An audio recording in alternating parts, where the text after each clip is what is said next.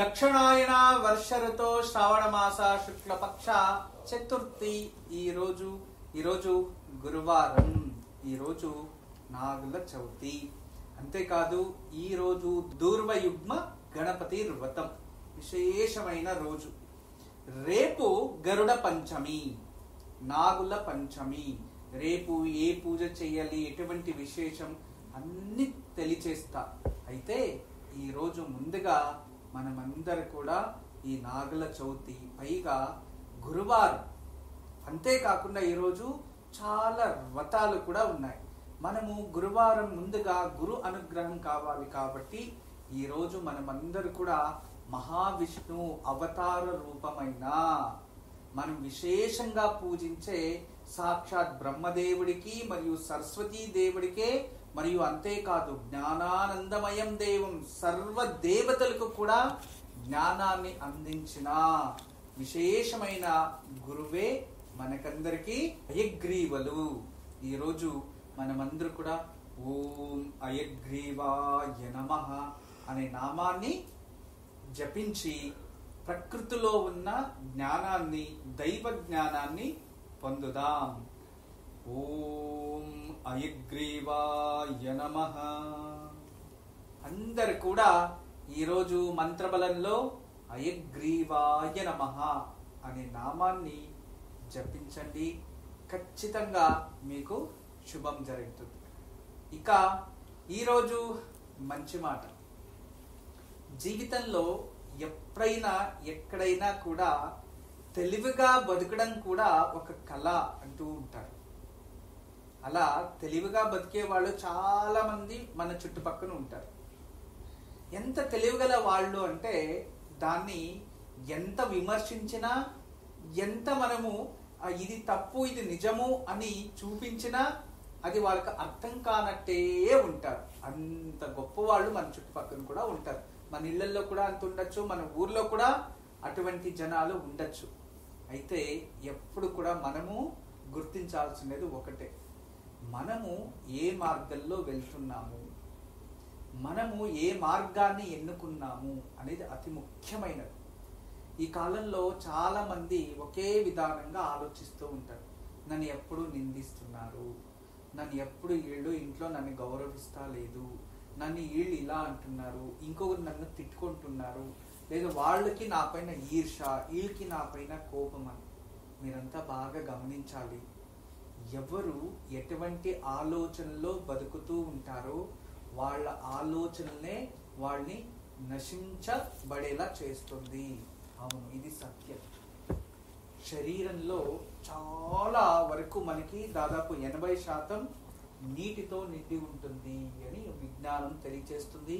ఋషులు మహర్షులు అందరూ కూడా అదే తెలియచేస్తూ ఉన్నారు. మనము శరీరము రక్త మాంసపు ముద్దతో తయారైంది అని. ఎముకలు అంతే కదా, ఇంకేముంది ఇందులో? రక్తం ఉంది, మాంసం ఉంది, ఎముకలు ఉన్నాయి. వీటితో ఈ శరీరం తయారైంది. దీనికి ఒక శక్తి అనేది ఉంది, లోపల ప్రాణం అనేది ఒకటి ఉంది. ఆ ప్రాణదాత అక్కడ లోపల ఉండే వరకు ఈ శరీరం పనిచేస్తుంది. ప్రాణం బయటకు వెళ్ళిపోతే శరీరం వ్యర్థమైపోతుంది. ఇది అందరికీ తెలిసిన విషయమే. అయితే ఈ శరీరంలో ఏ ఆలోచనలు ఉత్పత్తి అయినా, ఏ కర్మ ఉత్పత్తి అయినా దానికి ఈ శరీరం కూడా బాధ్యత వహించాలి అని అర్థం. ఒకరిని ఏదైనా రోగం రాని అని వాళ్ళు తిట్టుకున్నారు అనుకో, వాళ్ళకు ముందు మీకే ఆ రోగం వస్తుంది. ఒకరికి ఏదైనా చెడు చేయాలి అనుకొని మీరు ప్రయత్నిస్తూ ఉన్నారనుకో, మీకు తెలియకుండానే మీకు మీరు చెడు చేసుకుంటున్నారు అని అర్థం. అందుకే ఇతరులు ఎవరో మనల్ని దూషించారనో, ఇతరులు ఎవరో మనల్ని నిందించారనో, లేదా ఇతరులు ఎవరో మనం బాధ పెడుతున్నారో అని మీరు వాళ్ళపైన దృష్టి పెట్టకండి. మీ దృష్టి మార్చుకోండి. ఖచ్చితంగా అక్కడ మార్పు అనేది ఆటోమేటికలీ వచ్చేస్తుంది.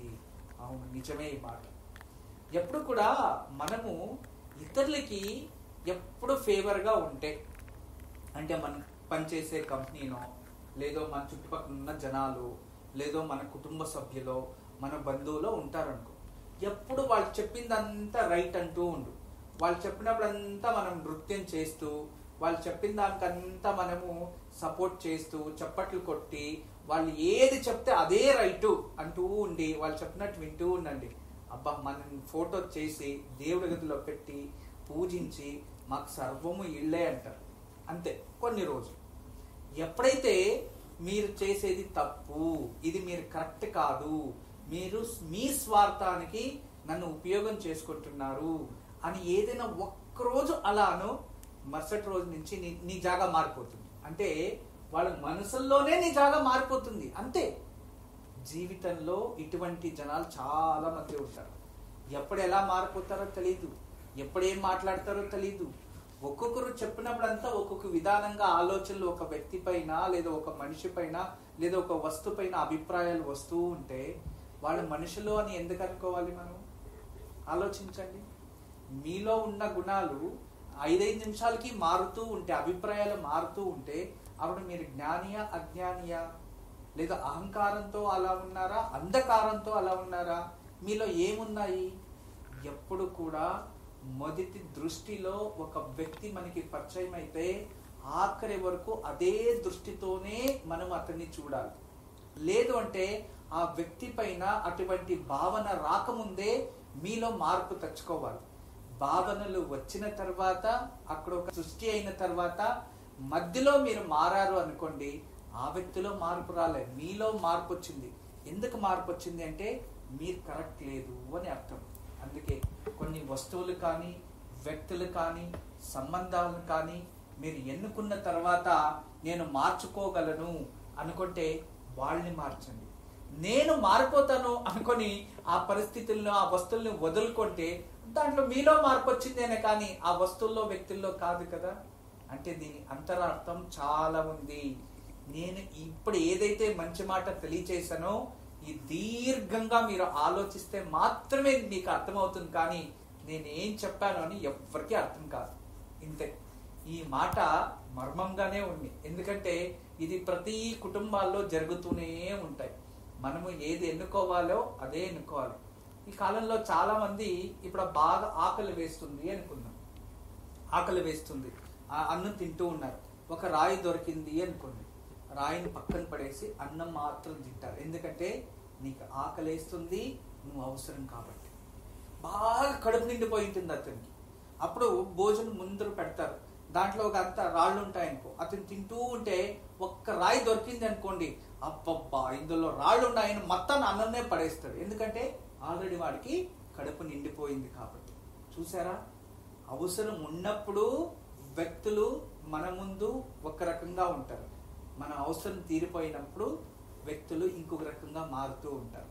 అంటే మనం చూసే దృష్టిలో తప్ప, లేదా మనం వాళ్ళకి ఇస్తున్న గౌరవంలో తప్ప, లేదా వాళ్ళు మన గురించి ఆలోచించే విధానం తప్ప అని వెతికితే అందరిలో కూడా వాళ్ళలో కర్తవ్యం, వాళ్ళ పని చేస్తూ ఉంటే ఇక్కడ ఏ దాంట్లోనూ పరిస్థితుల్లో ఎక్కడ కూడా మార్పులోనే రావు. కర్తవ్యం చక్కగా చేస్తూ ఉండాలి. మీ పని మీరు చేస్తూ ఉండాలి, వాళ్ళ పని వాళ్ళు చేస్తూ ఉంటారు, ఇంకొకరి పని ఇంకొకరు చేస్తూ ఉంటారు.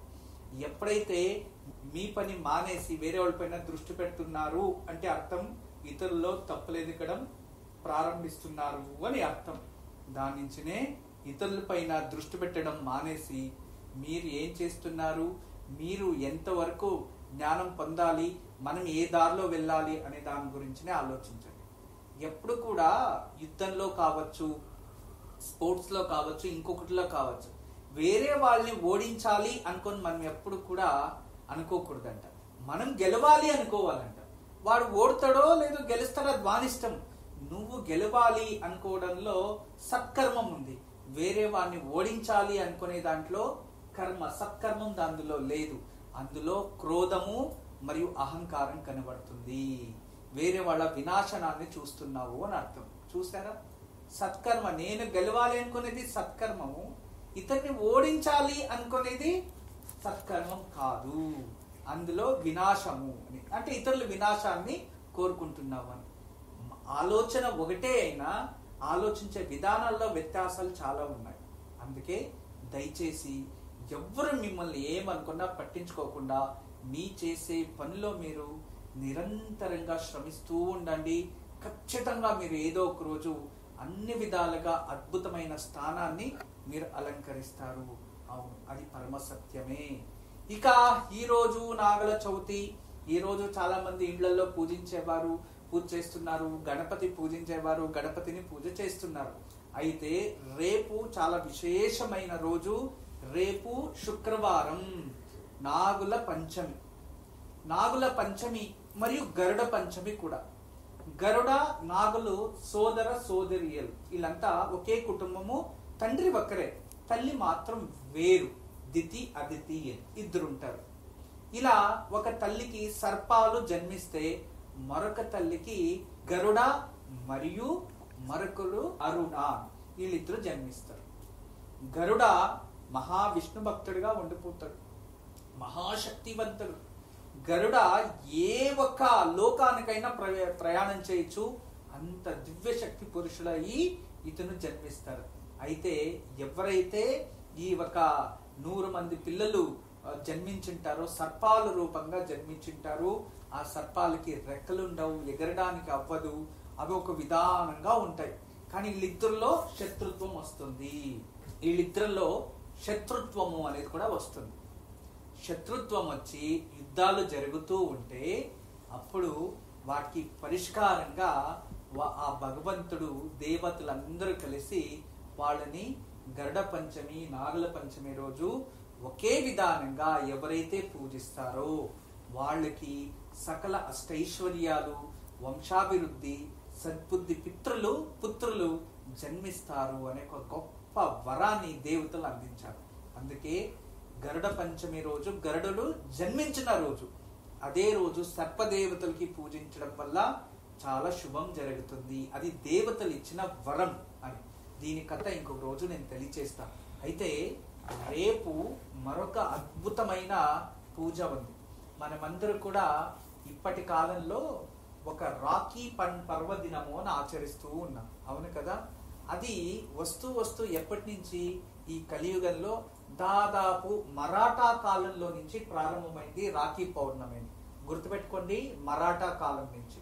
అయితే ఈ ఒక పంచమి అనేది ఉంది కదా, ఇది అసలైన ఒరిజినల్ సోదర సోదరుల అనుబంధము పర్వదినం. ఇది కృతయుగం, త్రేతాయుగం, ద్వాపర యుగం, కలియుగంలో కూడా ఉంది. ఈ నాగల పంచమి రోజు గుర్తుపెట్టుకోండి, నాగుల పంచమి రోజు ఒక ఇంట్లో చక్కగా అలంకరించి ఒక ముగ్గుని వేసి దానిపై బియ్యం పోసి దానిపైన కలశాన్ని స్థాపించి, లేదో అక్కడే ఏదైనా లోహంతో తయారించిన నాగుపడగని, సర్పాన్ని పూజించి, తర్వాత 10 గ్రంథులు అంటే 10 ముడులు వేసిన ఒక దారము, దానికి 10 ముళ్ళు ఉండాలి, అంటే గంటలు ఉండాలి. 10 ముళ్ళు వేసిన దారాన్ని ఆ ఒక దేవుడి దగ్గర పెట్టి పూజించి దాని కుడి చేతికి ధరిస్తుంది సోదరి. మరియు తనకి సోదరులు ఎవరైనా ఉంటే, అన్నా తమ్ముళ్ళు ఎవరైనా ఉంటే వాళ్ళకి ఆ దారాల్ని కూడా తనే కడుతుంది. అలా చేయడం వల్ల వాళ్ళిద్దరిలో బాంధవ్యము పెరుగుతుంది. మరియు ఈవిడికి మంచి భర్త లభిస్తాడు, మంచి పుత్రులు లభిస్తారు, ఆ కుటుంబం అభివృద్ధి అవుతుంది. చాలా విశేషమైన పూజా విధానం ఇది. ఇది పూర్వం నుంచి జరుపుకొని వచ్చారు, కానీ చాలా మందికి తెలియదు. కొందరైతే అన్నా చెల్లెళ్ళు అన్నా తమ్ముడు లేకపోయినా వాళ్ళు ఇదే విధానంగా ఆచరించి చేతిలో ఆ దారాన్ని కట్టుకుంటే వాళ్ళకి సర్పశాపం ఉంటే వెళ్ళిపోతుంది. ఇక దీన్ని ఆచరించడానికి కాని వారు ఏం చేసేవారంటే, ఎక్కడైనా నాగశిలలు ప్రతిష్ఠ ఉంటుంది కదా, అటువంటి చోటు అంటే రేపు ఉదయాన్నే మీరు మంగళ స్నానం చేయాలి. స్త్రీలందరూ కూడా పసుపు రాసుకునే రేపు స్నానం చేయాలి. ఇది ఆశీర్వాదం అందరికీ ఇచ్చినది. రేపు ఉదయం మంగళ స్నానం అంటే పసుపు రాసుకొని స్నానం చేయడమే మంగళ స్నానం. స్త్రీలు ఇలా స్త్రీ పురుషులు మంగళ స్నానాన్ని చేసి రేపు సూర్యోదయానికంతా ఎక్కడైతే నాగశిలలు ఉంటాయో అక్కడ వెళ్ళి ఆ నాగశిలలకి ముందుగా నీరు పోసి కడిగి తర్వాత శుభ్రం చేసి పసుపు కుంకం గంధాన్ని పెడతారు. గంధం పెట్టిన తర్వాత అక్కడ బియ్యము నైవేద్యానికి, అంటే నైవేద్యానికి నానబెట్టిన బియ్యమే వాడాలి. ఉడకబెట్టినది నైవేద్యం పెట్టకూడదు సర్పాలకి, గుర్తుపెట్టుకోండి. మరియు పచ్చి పాలని ఉపయోగించాలి, వేడి చెయ్యని పాలు. మరియు నైవేద్యానికి బెల్లము, పచ్చి బియ్యము, పాలు మాత్రమే మనము నైవేద్యానికి సమర్పించుకోవాలి. అలా వాటిని పవిత్రంగా స్నానం చేసిన తర్వాత పవిత్రంగా తీసుకెళ్ళి అక్కడ ఒక చిటికెడు బియ్యము, చిటికెడు బెల్లము అక్కడ పెట్టి ఇంత కాస్త పాలు, పూజంతా అయిన తర్వాత ఆ నాగు పెడగల పైన ఇంతింతే ఒక్కొక్కరు చుక్కులు చుక్కులుగా పాలు పోస్తారు. అలానే లీటర్లు పోసి దయచేసి పాలని వృధా చేయకండి. రెండోది, అక్కడ పరిసర ప్రాంతాన్ని శుభ్రంగా ఉంచడానికి ప్రయత్నించండి, అశుభ్రం చెయ్యకండి. అందరికీ నమస్కారం. ఈరోజు మీకు అందరికీ కూడా శ్రీవాస్తు యంత్రం గురించి పరిచయం చేయడానికి వచ్చాను. శ్రీవాస్తు యంత్రం మీరు చూస్తున్నారు. శ్రీవాస్తు యంత్రం, ఈ శ్రీవాస్తు యంత్రం ఈ విధానంగా 9 ఇంచెస్, ఇలా 9 ఇంచెస్, ఇలా 9 ఇంచెస్ ఉంటుంది. తదుపరి బ్యాక్ సైడు ఇలాంటి 9 చక్రాలు ఉంటాయి. ఫ్రంట్ ఈ ఒక గ్లోబ్స్లా ఒక 9 డాట్స్ ఉన్నాయి చూడండి, ఇలా 9. ఇది శ్రీవాస్తు యంత్రం అనేది ఒక కాస్మిక్ ఎనర్జీని అట్రాక్ట్ చేసుకుంటుంది. నెగిటివ్ ఎనర్జీని ఇంట్లో నుంచి బయటికి తరిమేస్తుంది. ఇది మీకు అందరికీ దానికి పరిష్కార మార్గంగా నేను ఇవి సూచిస్తున్నా. ఎందుకంటే చాలామంది పిల్లలు సరిగా చదువుతలేదు, ఇంకొకరు మా ఇంట్లో ప్రశాంతత లేదు, భార్యాభర్తల మధ్యలో సఖ్యత లేదు, దేవుడి గదిలో సరిగా పూజ చేయలేకపోతున్నా, ఇంట్లో ఏదో తెలియని బాధ అనిపిస్తుంది, మా ఇంట్లో ఎప్పుడు కూడా ఏదో తెలియని ఒక శ్మశానంకి వెళ్ళినట్టు అనిపిస్తూ ఉంటుంది, మా ఇంట్లో కలగానే ఉండదు ఎప్పుడు కూడా. ఇక మా ఇంటికి చాలామంది వచ్చిన వాళ్ళంతా వాస్తు దోషం అని చెప్తూ ఉన్నారు, మేము ఏం చేయాలి అని ప్రశ్నిస్తూ ఉండేవారు. వాళ్ళందరికీ కూడా ఒక మార్గోపాయం చాలా రోజుల తర్వాత రీసెర్చ్ చేసి ఇప్పుడు ఈ శ్రీవాస్తు యంత్రాన్ని మేము చూపిస్తున్నాం. ఈ శ్రీవాస్తు యంత్రాన్ని ఎప్పుడైతే ఎక్కడ ఫాల్ట్ అనిపిస్తుందో అక్కడ ఒక మేక కొట్టి తగిలించాలి, అంతే. పిల్లలు చదువుతా లేదు, చదివే రూమ్లో పిల్లలు ఏకాగ్రతగా చదవాలి అనుకుంటున్నారా, అక్కడ ఒకటి తగిలించండి. మీరు నిద్రించే ఒక రూమ్లో మాకు సరిగా నిద్ర వస్తలేదు, పడుకుంటే చెడు కళలు వస్తున్నాయి, నిద్రించే గదిలో ప్రశాంతత లేదు అనిపిస్తుంది, అక్కడ ఒకటి తగిలించండి. లేదు ఎవరో వాస్తు దోషం అని చెప్పారా, ఇంట్లో వాస్తు దోషాని కోసం ఇంటి హాల్లో ఒకటి తగిలించండి. లేదా పూజ గదిలో ఏదో ప్రశాంతత లేదు, సరిగ్గా ఏకాగ్రత లేదు, మెడిటేషన్ చేయలేకపోతున్నా అంటే పూజ గదిలో ఒక మేక కొట్టి అక్కడ ఒకటి తగిలించండి. ఎక్కడైతే ఇంట్లో వాస్తు దోషం ఉంది అని ఎవరైనా చెప్తారో ఆ ప్రదేశంలో, ఆ ప్లేస్లో జస్ట్ ఒక మేకు కొట్టి దాన్ని తగిలించండి, ఆ వాస్తు దోషం అక్కడి నుంచి వెళ్ళిపోతుంది. చాలా అద్భుతము, చాలా విశేషమైన శ్రీవాస్తు యంత్రం మీ వరకు తయారు చేయించాము. దీన్ని ఉపయోగించండి, దీన్ని లాభం పొందండి. నమస్కారం. వాస్తు యంత్రం సంప్రదించవలసిన నెంబర్లు 8844452344 040682766622.